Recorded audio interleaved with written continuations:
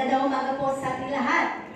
Purihin ng Diyos at ating nga pupuksan ang ating mga Biblia sa Genesis chapter 3, verse 1 hanggang 6. Akin na pong babasahin.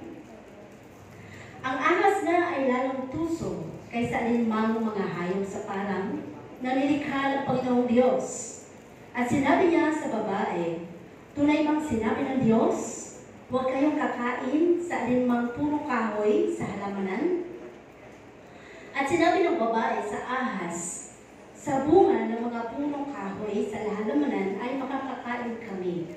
Datapwat, sa bunga ng punong kahoy na nasa gitna ng halamanan ay sinabi ng Diyos, huwag kayong kakain niyaon. Ni huwag ninyong hihipuin, baka kayo'y mamatay. At sinabi ng ahas sa babae, tunay na hindi kayo mamamatay, sapagkat talastas ng Diyos na sa araw na kayo'y kumain niyaon, ay magdidilat nga ang inyong mga mata, at kayo'y magiging parang Diyos na nakakakilala ng mabuti at masama. Last verse, at nang makita ng babae na ang bunga ng punong kahoy ay mabuting kanin, at nakalulubod sa mga mata, at kahoy na mananasa upang magpapantas sa tao, ay pumita siya ng bunga niyaon at kinain. At binigyan din niya ang kanyang asawang kasama niya, at ito'y kumain. At ang titulo po ng ating pag-aaral ngayong umaga is about failing to trust God. Failing to trust God. Sino na ba dito sa ating kalagitnaan ang minsang nagtiwala ng lubos sa Panginoon, subalit dumating doon sa punto na para bang may nag-udyok sa kanya at yung kanyang pananampalataya ay medyo naglaylo at humina at napunta doon sa udyok ng kaaway. Kaya parang nalayo siya o nawala yung parang bigla niya nakalimutan yung mga pangako ng Diyos sa kanyang buhay. Dahil ang iniisip niya ay dapat may gumagalaw o may gumagana na sa kanyang mga plano sa buhay o mga bagay na maaari niyang gustong mangyari. No? Kagaya ng ating binasa dito sa Genesis chapter 3 na kung saan si Adan at saka si Eva na kung saan ay tinukso no, ng ahas. At kung tutuusin, ay audible voice yung naririnig nila sa Panginoon, di ba? At napakalapit ang Diyos sa kanila. At higit sa lahat ay yung kaulayo nila talaga ang presensya ng Panginoon. Pero bakit dumating doon sa punto na parang nakalimutan nila yung mga babala ng Panginoon, yung pangako ng Diyos, dahil lamang doon sa isang tukso na lumapit sa kanila. At yan ay ang ating pag-uusapan sa umagang ito. No? Sinabi nga na ito ay isang pamamaraan ng kaaway sa buhay natin. So, pinapakilala lamang dito na minsan sa buhay natin bilang mga mananampalataya, kahit nag-aano ka na kalalim sa buhay spiritual, kapag medyo dumating doon sa punto na maaaring may dumating na mabigat na pagsubok or mga kinakaharap na mga sa kalamidad, financial, sakit, at medyo mahina ang iyong pagkilala sa Panginoon, ay maaari kang mawala. Maaari kang bumagsak. Maaari kang magkaroon ng kwestiyon sa Panginoon. At dito nga ay ating pag-aaralan. Sabi, may mga obstacles kasi, no?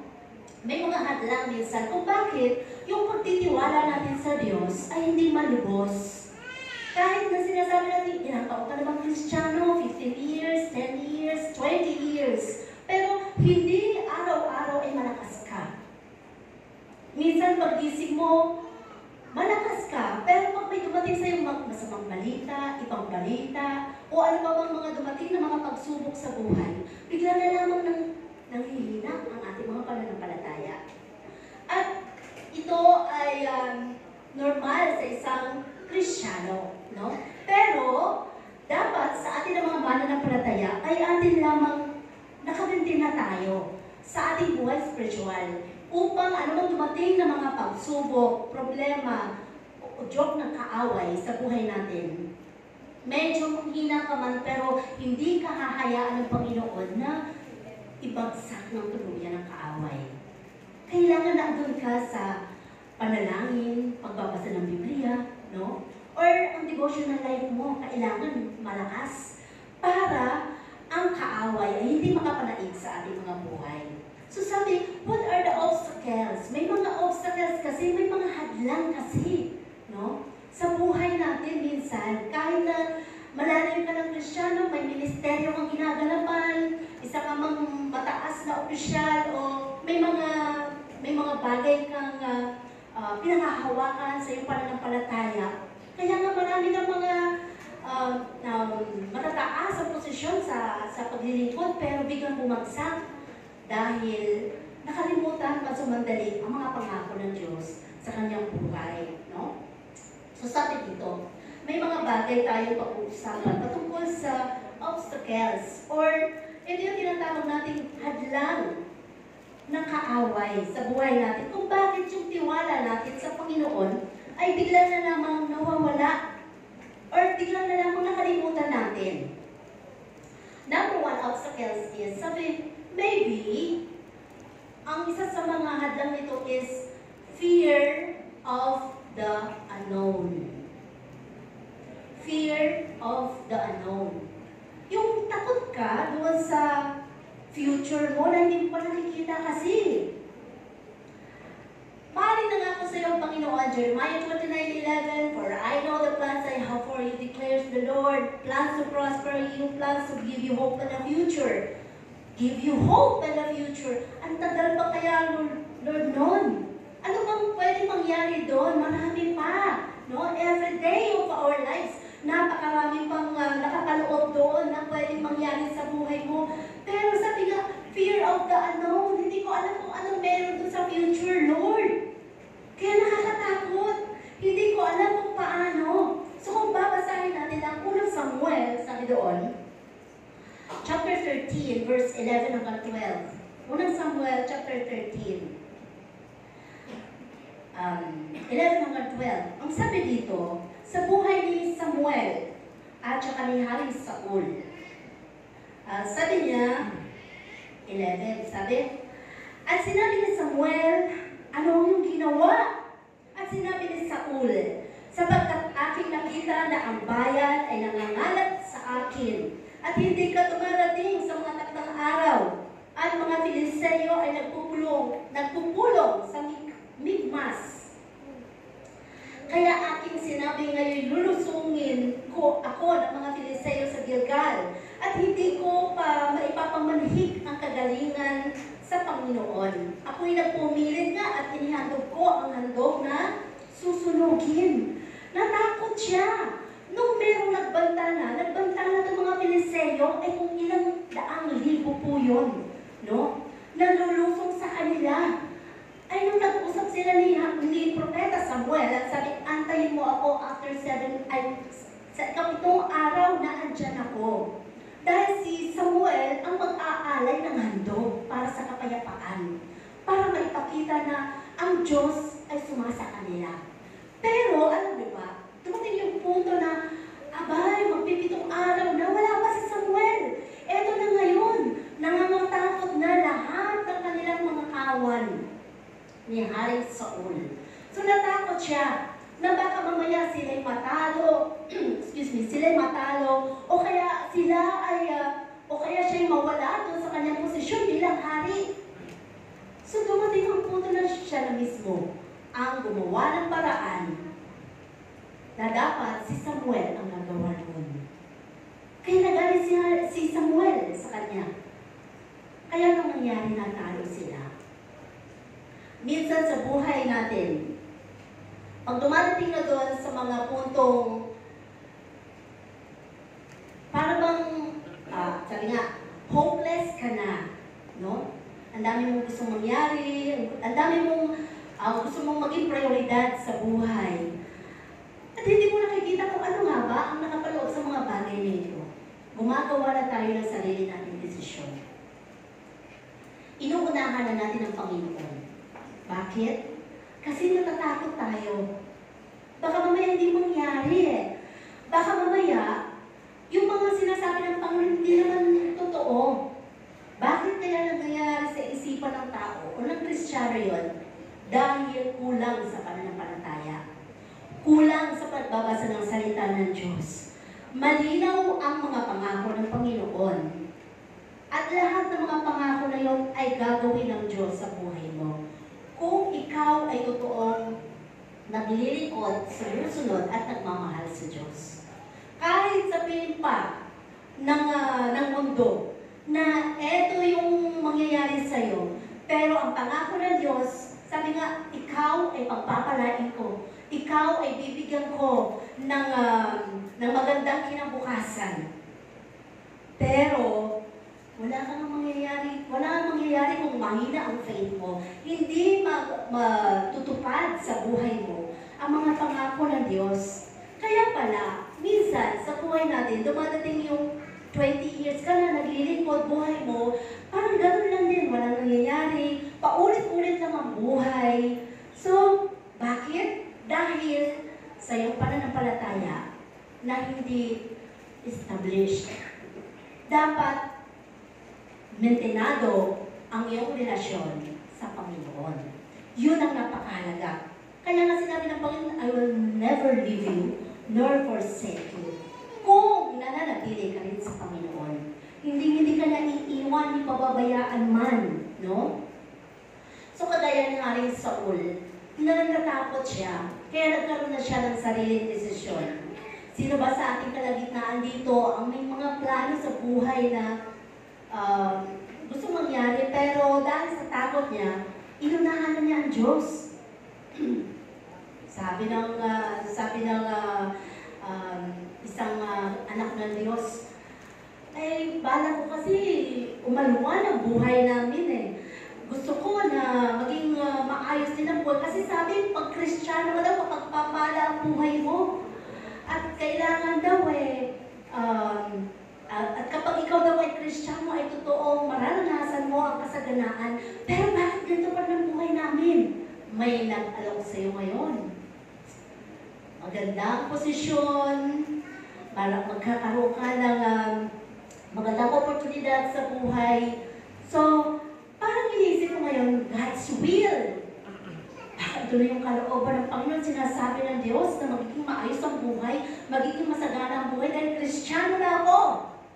Kinagat mo ngayon na walang panalangin, walang pagtatanong sa Panginoon, o walang anuman lang tanong, Lord, okay ba to?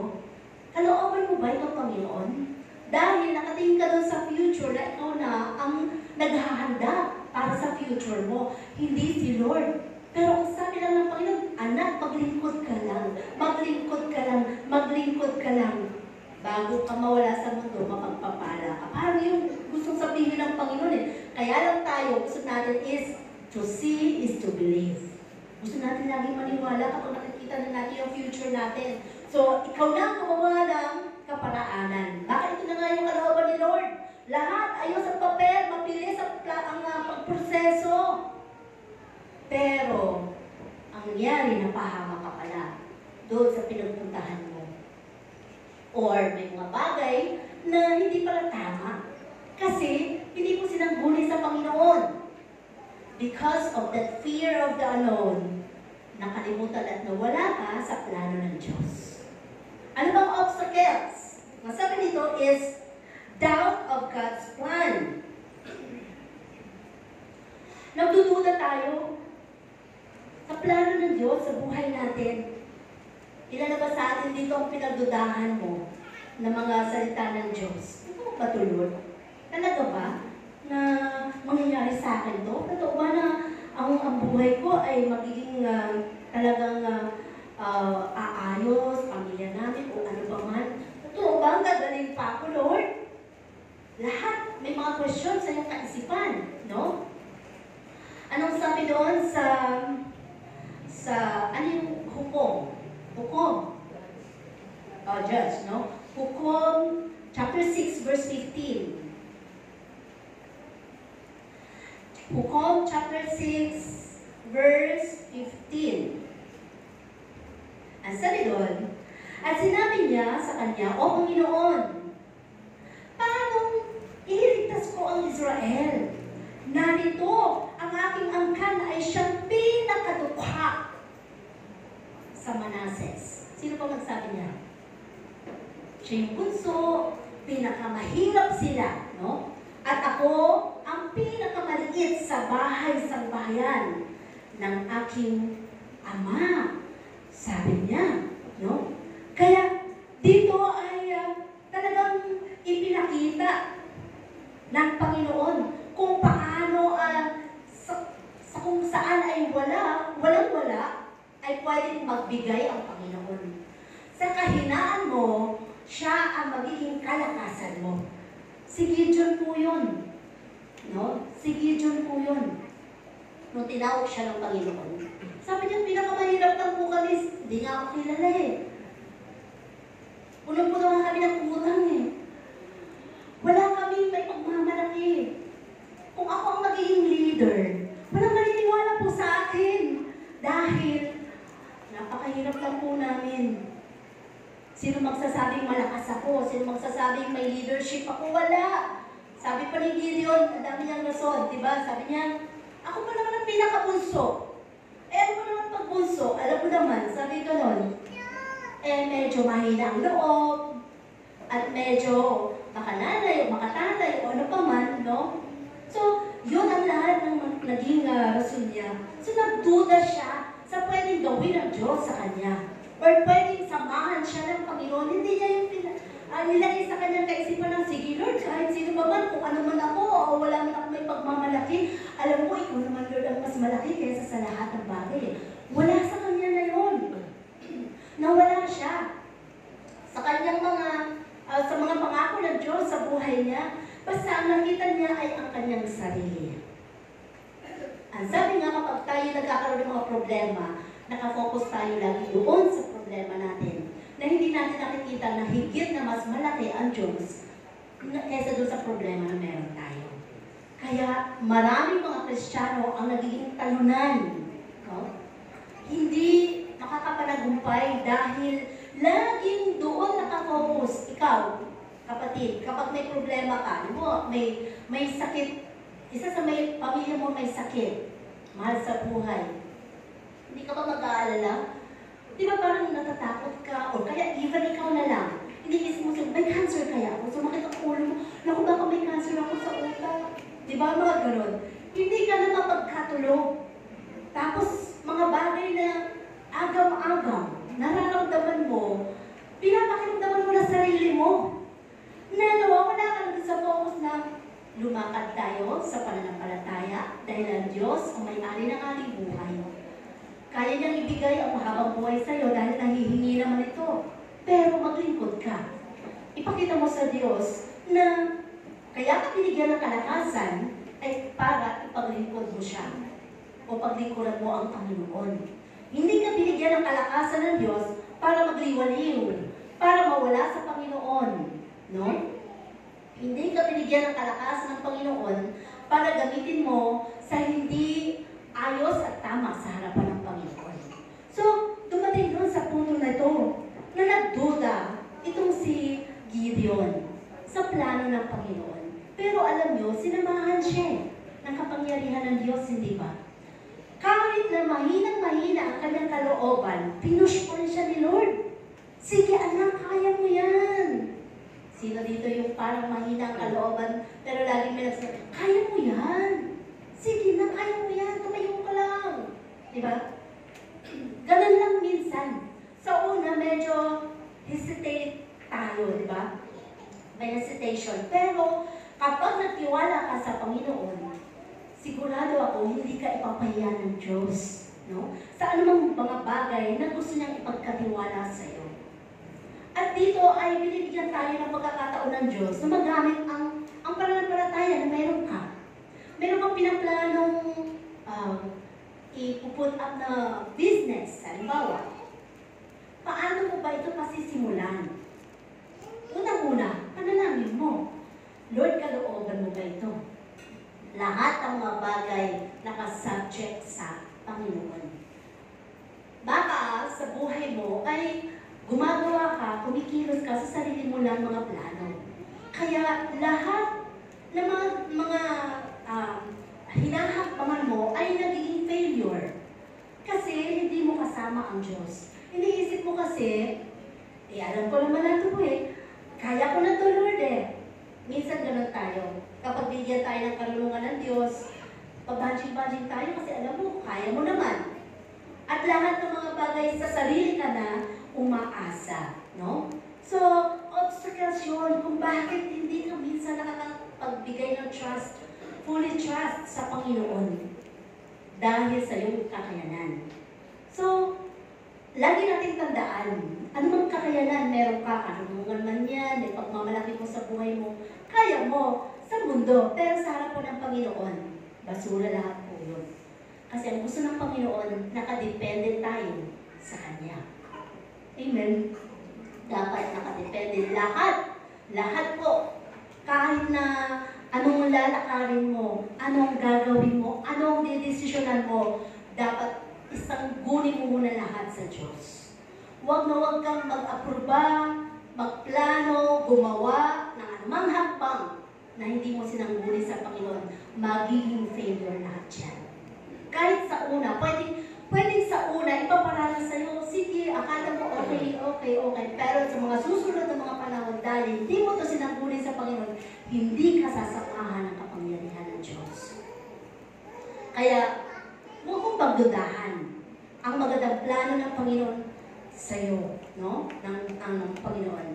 Next obstacle is the comfort zone. Kasi, nakasanayan mo na.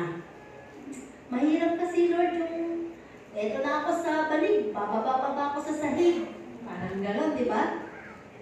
Eto na yung buhay ko, tapos ibababa mo pa ba? Napakahirap naman yata ng Lord. Lahat ng mga bagay ay nagtuturo ang Panginoon sa ating buhay. Sino ba ang may pinakamagandang karanasan dito, no? Na yung ayaw niya na maalis doon sa kanyang comfort zone. Sabi doon sa Jonas. Sino ba si Jonas? Ano ba sa Tagalog si Jonas ba? Jonas. Jonas, Tagalog ba? Jonas chapter 1. 1 hanggang 3. Anong sabi?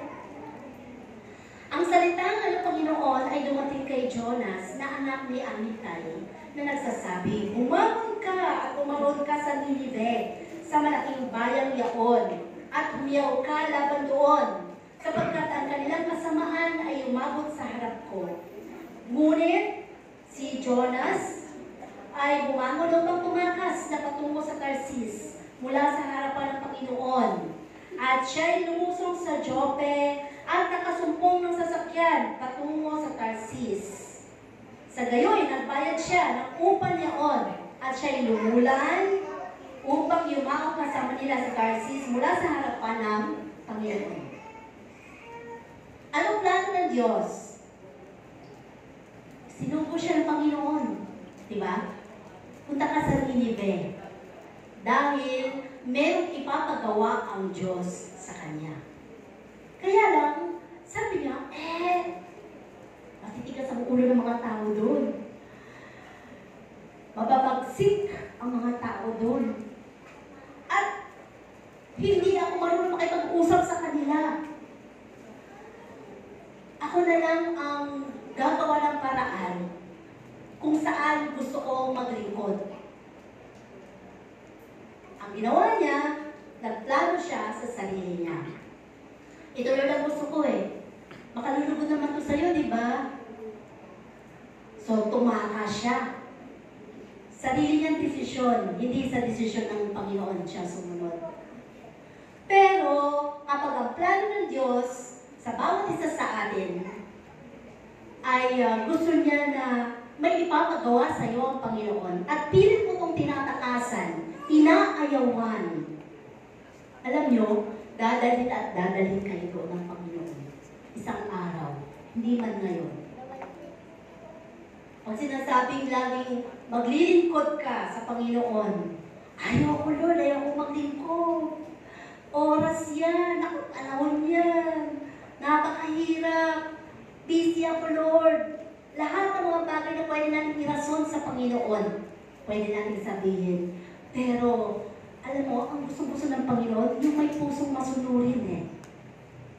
Ang gusto-gusto ng Panginoon, yung nagtitiwala ka lang. Eh, Lord, napakahirap kaya. Napakahirap kayang pumunta ng Ninive. At hindi ko alam, hindi ko kilala doon ang mga tao. Dito na lang ako. O pupunta ako sa Tarsis, mas mababait ang mga tao doon.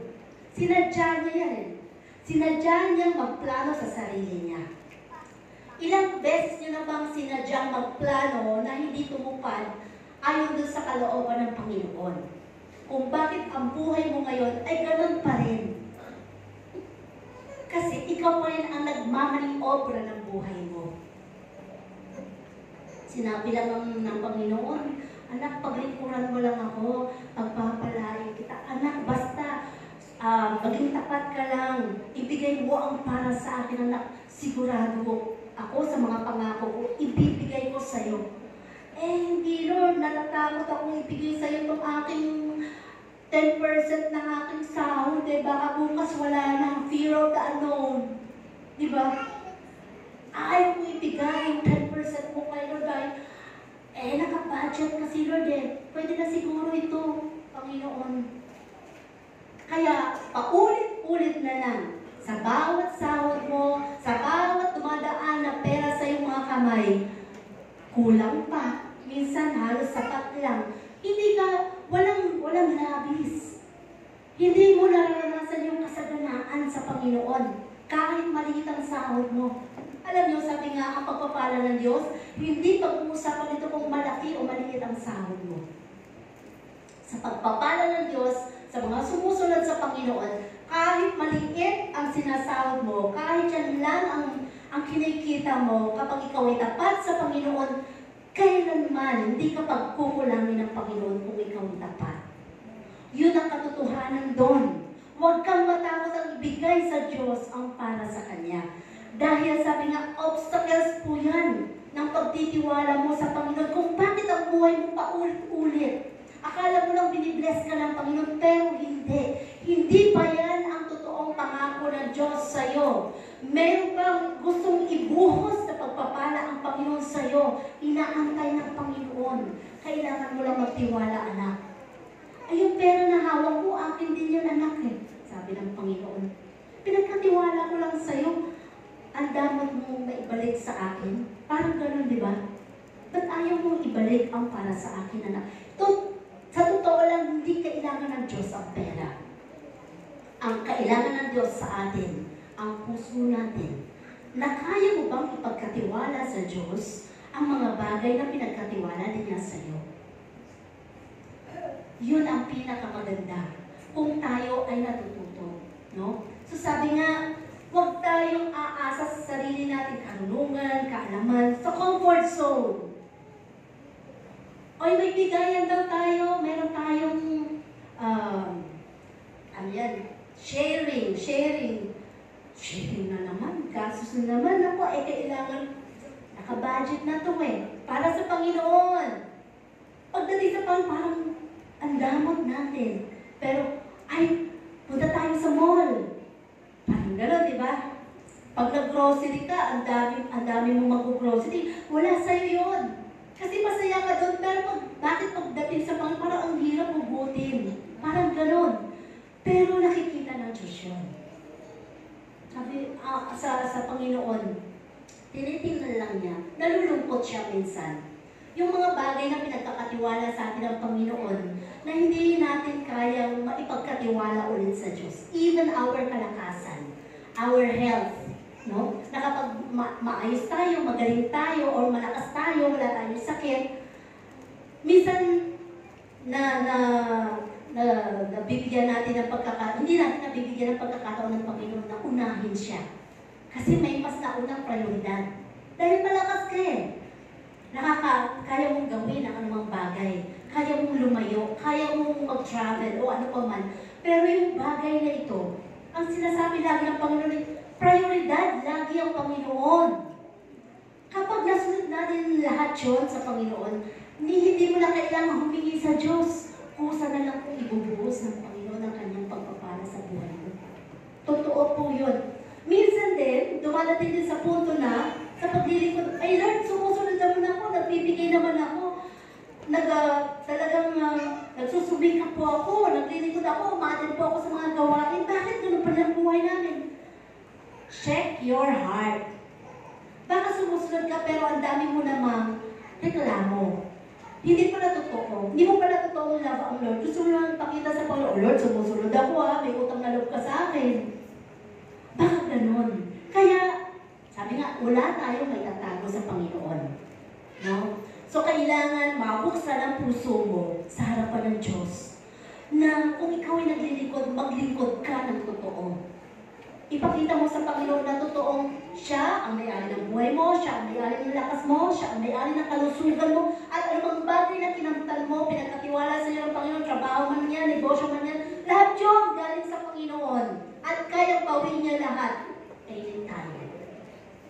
Lalo na kung Kristiyano tayo. Para lang maturuan tayo ng leksyon. Di ba? At sabi pa dito sa obstacles, number 4 is lack of patience. Lack of patience. Bagay na kalimitan ito ang nangyayari sa mga mananampalataya. Matagal kasi pangako ng Diyos. Talagang matagal. Napatunayan nyo na po yan, di ba? Dito lang sa mga pamilya natin. Yung sinabi na pagpapalain kita, maglingkod ka, sumunod ka. Eh, maliliit pa yung mga anak ko, paano papagpapala, Lord? Pero sumunod ka lang, sumunod ka lang.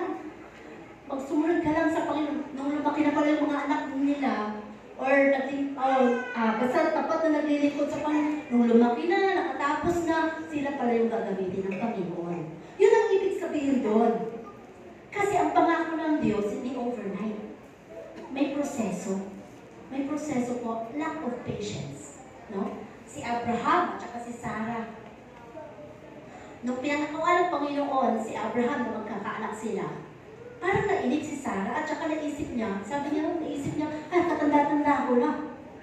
Mga anak pa ba ako? Nagdudala rin siya doon sa Panginoon. Na hindi niya pinakita man lang na sa Diyos, walang imposible. Diba? Kaya ano ginawa niya? Siya na mismo ang gumawa ng paraan. Isipingan mo yung aking alila.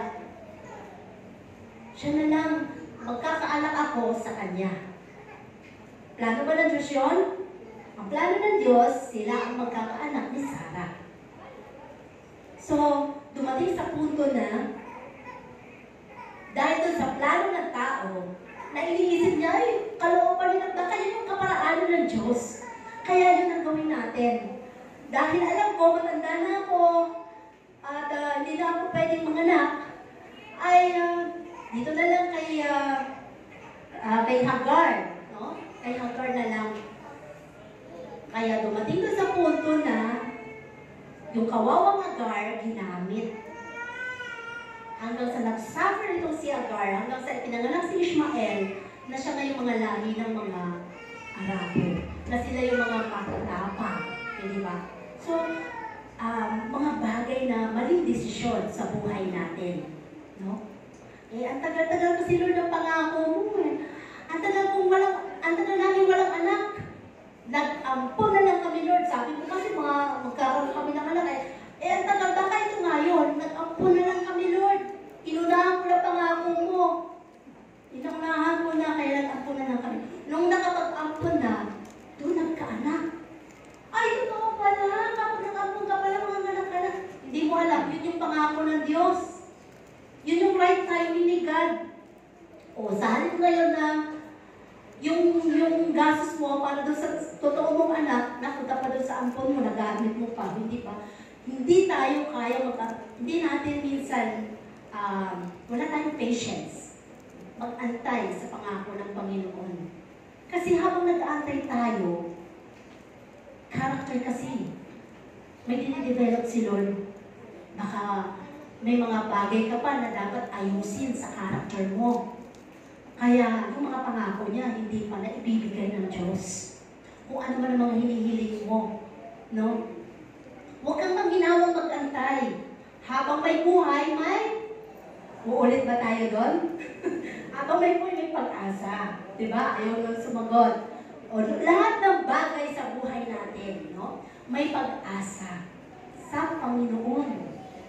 Totoo yun. Huwag mong panguunahan ang Diyos sa buhay mo. Magugutom na kami, Lord. Nag-pray kami na kami ay mapagpapala. Anong source ng aming kakainin? Sabi mo, mag-antay. Ay baka nag-aantay ka, nakikiramdam ka. Mag-antay ka na may pananampalataya, naglilingkod sa Panginoon. Huwag kang tumigil na manalangin, magbasa ng Biblia, maniwala sa Diyos. Kung may mga gawain sa Panginoon, mauna ka sa mga gawain ng Diyos. Hindi mo nag-aantay ka lang sa bahay doon. Dito na nga ko lingko ngayon, naantay ko rin yung blessing ni Lord eh. Hindi po yun.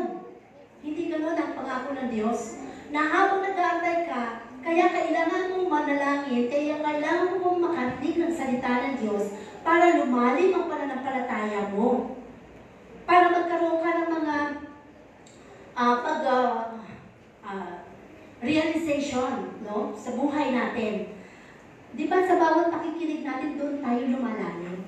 So, napakahalaga po yun. Kaya yung minsan, di ba, nananawagan tayo, umatin po kayo ng mga gawain kasi malaking tulong po yun. Dahil kahit na sino itayo mo, minsan, doon pala sa punto ng kanyang mga ituturo, doon pala may ituturo sa iyo ang Panginoon. Kaya huwag tayong manghinawa po sa pag-aantay sa Panginoon, sa kanyang magandang pangako. Lahat po ng pangako ng Diyos, totoo. Maniwala po kayo. Sino ba dito yung dati, ang buhay niya, ito lang, pero ngayon, ito pa rin? Wala yata ako nakita dito. Kasi ang nakita ko po sa inyo, ito yung buhay noon. Pero ngayon talaga nakita ko kung paano kayo binibless ng Panginoon. Alam niyo kung ano lang kailangan? Maging mapagpasalamat. Dapat sa punto natin ngayon, hindi na ay, ang mahal-mahal naman ang bigas, ang mahal-mahal. Wala na tayong ganun. Wala nang reklamo sa buhay kasi inangat na nila ang buhay natin. Dati nagbabayo nga lang ng palay, di ba? Ngayon wala nang bayo ng palay. So dapat pasalamat na lang tayo kay Lord. At kahit kailan din tayo nakaranas na ginutom ng Panginoon. So lahat ng yun, even sa mga ibang kapatiran natin dito, na dati ang mga problema nila sa asawa nila, na talagang gusto nilang i-give up sa Panginoon. Pinapanalangin, Lord, kunin mo na lang. Talagang yun na talaga ugali niya. Pero hindi siya give up. Tuloy-tuloy pa rin ang paglilingkod sa Panginoon. O ngayon, ipinapakita ng Diyos, mas mahal pa siya ngayon ang asawa niya. Yun ang ibig sabihin doon. Huwag ka nang manghinawa habang nag-aantay sa Panginoon. Yung sinasabi ng doktor sa'yo na, apat na buwan na lang ang taning ng buhay mo. Hindi, Lord, di ba sabi mo, ikaw may-ari ng buhay. Pinakahawakan ko yung Panginoon. Basta maglilingkod ako, kahit mahina ako, maglilingkod ako sa iyong Panginoon. Sigurado ako, abutin ka ng ilang taon pa na may kalakasan dahil gusto ng Panginoon nakikita ka sa kanyang presensya. Ganun ang Panginoon. Huwag tayo basta-basta lang, my Lord, kawawa naman kami. Kristyano nga kami. Ano patotoo mo? Kasi gusto ni Lord, alam mo, may patotoo ka sa buhay mo. Kaya binabago ng Diyos ang buhay natin. Basta nagtitiwala ka sa Kanya. So sabi nga dito, kailan ba minsan tayo ay bakit hindi tayo nagtitiwala talaga ng lubos sa Panginoon? We fail to trust God by questioning His Word. Questioning His Word. Tatanong ka kasi lagi sa Diyos ng, okay lang sana kung ang question mo ay, Lord, okay po ba to ang aking desisyon? Lord, tama po ba na ito ay gagawin ko, Panginoon? Okay lang po yung ganong question. Lord, totoo bang Diyos ka? Bakit ganon? Tagal-tagal ko ng Kristiyano, ito pa rin buhay namin. Ay mali yun. Isang bagay na lalong hindi kasasamahan ng kapangyarihan ng Diyos. No? So, wag tayong magbigay ng anumang question sa Panginoon dahil alam ng Panginoon kung sino ka sa harapan niya. Yung karunungan mo, binigay lang sa'yo ng Diyos yan. Kaya kailangan lamang natin ipagkatiwala sa Kanya anumang bagay na pwede mong gawin. No? Sabi nga, we will trust God by trusting His Word. Salita lang ng Diyos. Minsan kasi, totoo ba yung salita na yan? Totoo po yan. Totoo. Magiging buhay po yan sa buhay mo kapag pinamuhay mo. binabasa mo lang yan, at hindi ka naman sumusunod doon sa mga plano ng Diyos sa buhay mo, hindi mo magiging totoo yan. Wala pong kapangyarihan yan. Magkakaroon lang po yan ng kapangyarihan kapag, ay, tama pala, sabi ng Panginoon sa Matthew 6:33, seek ye first the kingdom of God and His righteousness, and all these things shall be added unto you. Sundin ko nga yan. Magkakaroon ng buhay yan sa buhay mo. At doon susunod sa iyo lahat ng bagay. Ganun ang Panginoon. Hindi pwedeng pag umiling ka, bibigyan agad sa iyo ng Panginoon, wala ka mga pinapatunayan sa Diyos Naglingkod ka lang ng ilang linggo, ilang buwan, ay Lord, naglingkod na ako sa iyo. Binibilang natin. Buhay man natin kulang pang ipaglingkod sa Panginoon. Wala tayong pwedeng may pagmalaki sa Diyos. No? So, kailangan, kahit ano pang danasin mong problema sa pamilya mo, mahal mo sa buhay, huwag mong iginigiba pang paglilingkod mo sa Panginoon. Dahil hindi kasama sa problema mo ang Diyos. Ibig sabihin ko, ayaw ko muna sumamba ngayon kasi puno-puno kami ng problema. Nag-away kami mag-asawa, nanghihina ako. No! Lalo kang isasamahan ng kapangyarihan ng Diyos. Pero kahit na binodya ka ng asawa mo kagabi, gusto ko maglingkod, Lord Basta ikaw Lord ang prioridad ko, ikaw first love ko, Panginoon. Alam mo, isang araw, aayusin ng Panginoon lahat yan. Yun ang ibig sabihin doon. Na kapag ang Panginoon ang naging prioridad mo sa buhay, magtitiwala ka lamang sa Kanya, lahat aayusin ni Lord. Wala ka na pwedeng gawin pa na plano sa buhay mo. Basta Lord, ikaw na bahala. Ikaw na Lord ang magmaniobra, ikaw na tsuper ng buhay ko. Yun ang gusto-gusto ng Panginoon.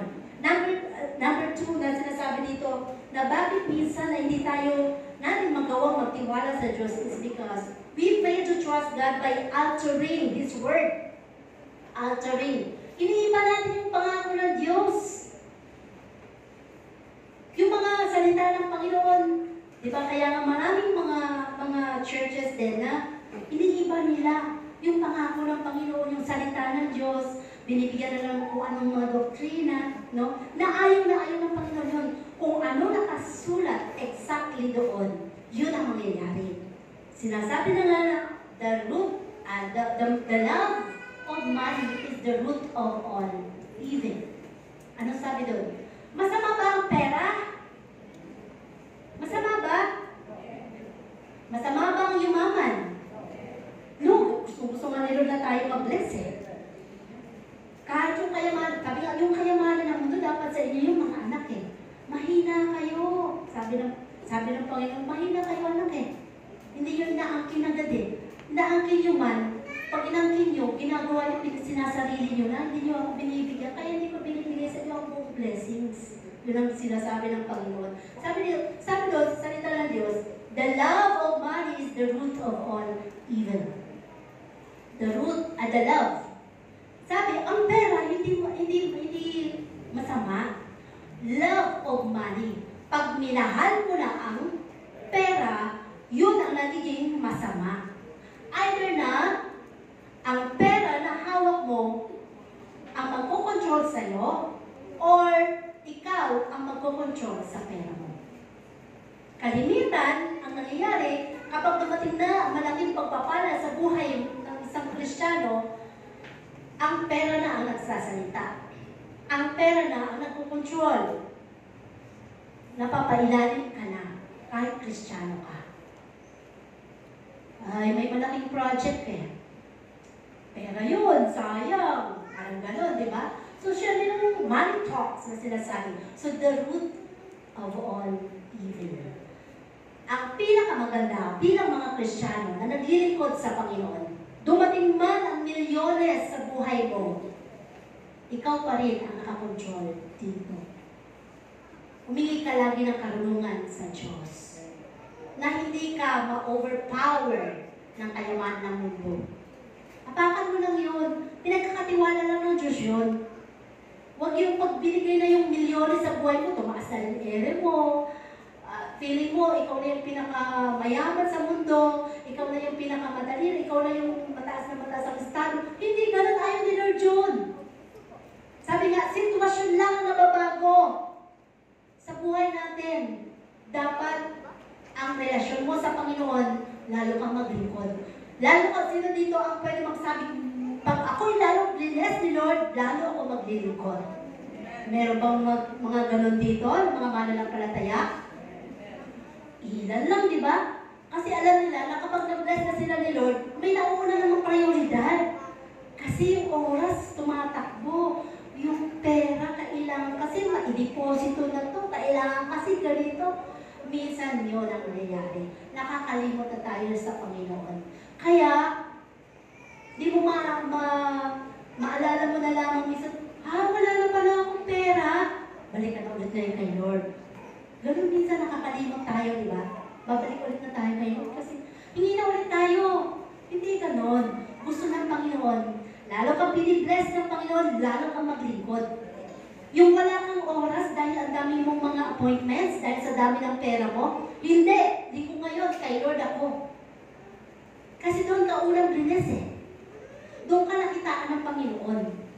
Doon ka nakita kaya ito naging masipag, kaya ito pinagpala ko kasi masipag to. Kahit kailan, hindi niya ako pinagpalit eh. Kaya i-bless ko to. Nung bless, nawala sa Panginoon. So, huwag ka lang umasa na i-bless ka ulit ng Panginoon. Oo, nabubuhay ka na lang, pero normal na naman buhay mo. Wala na yung dati. Kasi may napatunayan na sa iyo ang Panginoon. Dapat, kung paano ka bless ni Lord, lalo kang magsumikap doon. Kasi doon ka, imimit ng Panginoon. Lalo pang, sabi nga, pag ikaw ay pinagpala ng Diyos, mas lalo pang dodoblehin ng Panginoon ang meron ka sa iyong mga kamay. Kapag kailanman hindi ka nagbago. Sitwasyon binago ni Lord, pero yung puso mo, walang nabago. Ikaw pa rin to, nakaapak pa na ako sa lupa, ako pa rin to. Wala, oy, tabi. Dadating na ang aking covering o ano pa man ng mga mahal na sasak. Wala, ganun. Kaya nga, di ba, minsan may mga mayayaman sila, ang yaman-yaman nun, pero parang hindi mo siya halata. Di ba, yung mga ganun sinasabi natin. Bakit?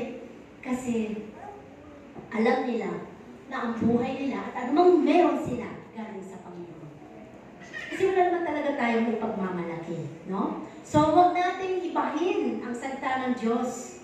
Huwag nating baliktarin yung mga salita ng Panginoon. Dahil ito ay perfect, bawal ang bawasan at bawal ang dagdagan ang salita ng Diyos. Diba? At sabi pa dito, we fail to trust God by disobeying His word.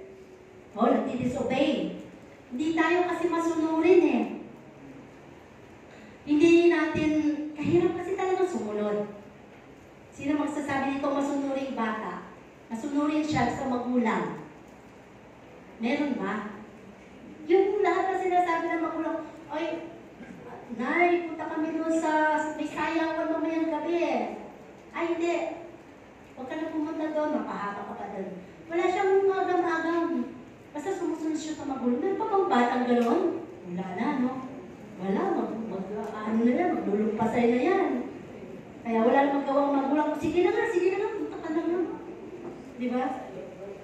Ganun na ngayon ang mga bata. Iisa pa lang sinasabi mo, ang dami na sinasabi ng bata. Pag sinasabi mo pa lang, sasabihin na siya, nagagamit ka ba, nanay? Hindi Siyempre, kung nagsasalita lang ang malumanin, ay, kayo gabi na kayo dumating. Ganun pa rin ba?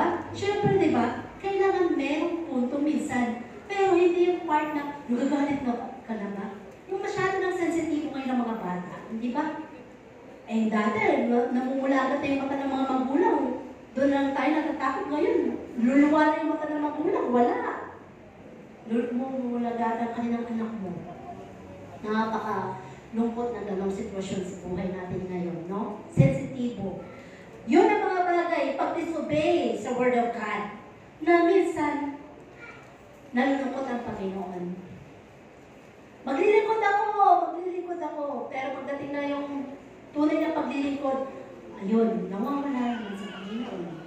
So, huwag na lang tayo magsabi, huwag na lang tayo magsalita. Gawin mo na lang, maglingkod ka na lang sa Panginoon. Dahil doon binabase ng Diyos ang ating puso, ang ating buhay, at kung paano kanya i-bless. No? Kung paano kanya i-bless. Kaya huwag kang mag-expect ng maraming blessings kung hindi rin lang naman si Lord ang prioridad mo sa buhay mo. Kung okay lang naman ikaw sa ginagawa mong paglilingkod na yan, okay na rin si Lord na ibubuhos lang sa'yo ang ganung klaseng pagpapala. Kaya huwag kang maghanap ng malaking blessing sa Panginoon. Hindi ka nga nagbibigay ng fully trust kay God eh. Hindi ka nga nagbibigay ng tamang oras para sa Panginoon eh. Tapos ngayon, hahanapan mo si Lord ng milyon. So, lahat ng ito ay isang bagay na tinuturo sa atin ng Panginoon. And the last, we fail to trust God when we lack wisdom. Karunungan kasi, yung bagay na, sino dito kapag nagdidesisyon siya, iniisip niya muna ng ilang beses. Lalo kung mga major decision ha, ilang beses bago niya didesisyonan. Meron ba? Lalo kung plano ito or papatayo tayo ng bahay or magbubukas tayo ng business or mag-aaral ako sa Amerika or saan ko ba pag-aaralin ng anak ko? Sa Maynila ba o sa Cabanatuan? Sige, sa Maynila na lang. Hindi mo na inisip kung mapahaba kaya ng anak mo or ganito or ganyan. Wala na. Basta yung gusto mo na. Parang gano'n. Dapat kino-consider ang lahat ng bagay.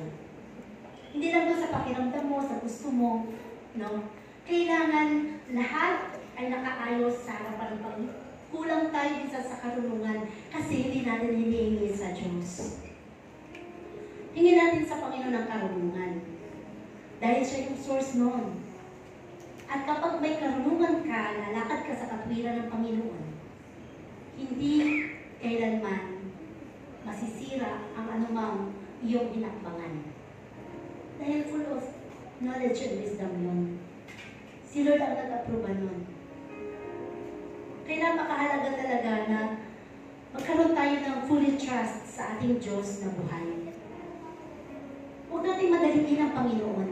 Iba ang oras ng Diyos sa oras na gusto mo. May right timing si God. Lagi natin tandaan yan. Minsan iniisip natin, ito yung tamang oras. Gusto ko na mag-asawa, tamang oras na talaga to. Parang gano'n. Diba? Na wala kami lang kinonsider sa anumang bagay. Antayin natin ang bagay na kung saan ay alam natin ang Diyos. Kapag yung right timing ni God ang mangyayari sa buhay mo, wala kang pagsisisihan. Matandaan na ako, 40 na ako, di pa ba ako mag-aasawa? Wala ka naman trabaho, wala ka naman pinagkukunan ng mag-aasawa dahil sa pag-aasawa, dahil sa edad mo. Kala mo ganun lang yung buhay, parang ganun. Dahil hinahabol yung edad mo 40 na, wala ka namang sources. Baka kaya talaga pa ni Lord. Parang ganun lang yun. Di ba? So, huwag natin madaliin lahat ng bagay sa buhay. Kasi yung mga kabarkada ko lahat nag-asawa na, ako nalang wala. Ibang plano ng Diyos sa kanila, ibang plano sa iyo ng Panginoon. Lahat ng mga kaibigan ko, may mga negosyo na, ako nalang wala.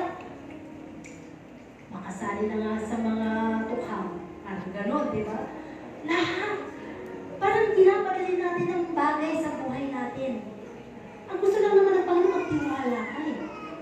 Magtiwala. Ang tagal pa kasi Lord, ang tagal ko pa mag-aaral, bilog mo, first year high school pa lang ako. Sabi ni Lord, pagpapalain ng buhay lang. Basta mag-aaral ka lang. Mag-aaral ka lang. Napakabilis na kayo ng panahon. Kung inip ka sa buhay mo, walang mangyayari magandang plano ng Diyos sa buhay mo. Lahat ng bagay na ginagawa mo, i-enjoy mo lang. Alam mo, kahit ikaw magulang sa bahay, housewife na tinatawag, kung lagi kang mainit ang ulo mo, dahil ako tagaluto, tagalinis, araw-araw lagi ka na ng radyo sa bahay, enjoyin mo na lang yun, kasi araw-araw mo talaga wala na magagawa nun, ikaw lang eh. Ang aalisin mo lang doon yung radyo. Hindi ka na magkikibo, kasi ikaw lang lang talaga gagawa. I-enjoy na nga lang. Alam mo, pag in-enjoy mo na lahat yun, makikita mo magaan ang buhay, hindi ka na-stress, wala kang nararamdaman kahit ano, kahit na puno-puno ka na, pagod ka na